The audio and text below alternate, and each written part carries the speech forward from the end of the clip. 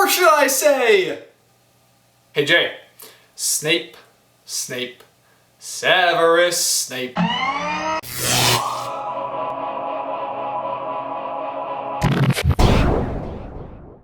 Dumbledore is the Grim Reaper.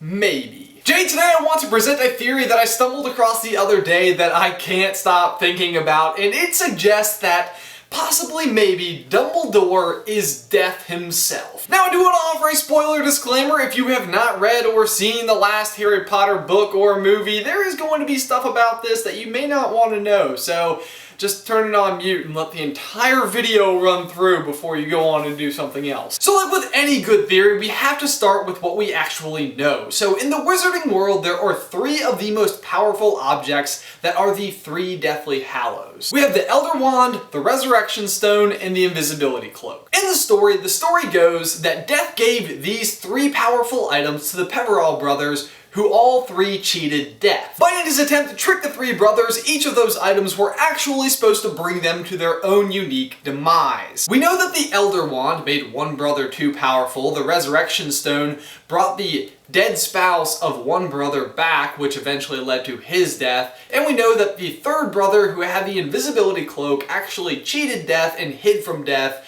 as he was invisible. And of course, we know all of those things. Now, in the time period that the story takes place, it's suggested that each of those three brothers are represented by three key characters. Voldemort is supposed to represent the brother who received the Elder Wand with all of his power. Snape is supposed to represent the brother who received the Resurrection Stone as he died for his love, Lily Potter. And Harry is supposed to represent the Invisibility Cloak because he also cheats Death. But this whole video is actually supposed to be about Dumbledore, so where does he fit into this entire equation? Let's start with the Resurrection Stone. In Dumbledore's hunt for the Horcruxes, he finds one of Voldemort's rings, and it turns out that the stone in that ring is actually the Resurrection Stone. Through his will, Dumbledore then passes the Resurrection Stone onto Harry, encapsulated in the Golden Snitch. Then we have the Elder Wand, which was also owned by Dumbledore after defeating Grindelwald in a duel. Although Dumbledore does not directly pass the wand on to Voldemort, because that would be crazy, he is the last person to own it before Voldemort. Last but not least, we have the Invisibility Cloak, an item that was passed down from generation to generation,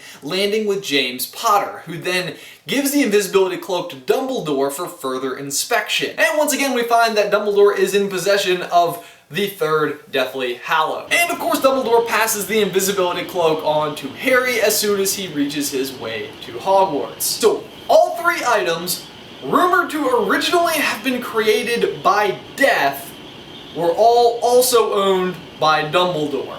But that could all still be pretty circumstantial, but there is one last little bit of evidence that might suggest that Dumbledore is in fact Death. When Harry is found in Limbo, that area between the living and the dead, who is the person who greets him at the door to death? Dumbledore! Yeah, well, Dumbledore. Now, the one last note that I kind of personally want to add to this is that when I was reading this theory, the thing that bothered me the most about it was the idea that Dumbledore could be kind of almost this darker character than we realized. He's always sort of been like the pure white, and Voldemort was always kind of the evil dark end of the spectrum. But I don't think that that necessarily has to be the case. I think that Death is just nothing more than the ambassador between the living and the dead. And maybe Dumbledore was just playing his role in the entire process. That being said, Dumbledore does try to throw us off his scent by saying, I think it's more likely that the Peverell brothers were simply gifted dangerous wizards who succeeded in creating those powerful objects. We're on to you, Dumbledore. Anyway guys, that's the theory for today. I hope you guys enjoyed it. For my question of the day, what do you think? Is there enough evidence here? Do you need more evidence to be convinced that Dumbledore could be the Grim Reaper himself? Leave your thoughts in the towel section down below. Also, of course, we do have the whole new line of t-shirts. I think the Hey Brother might actually be my favorite in person.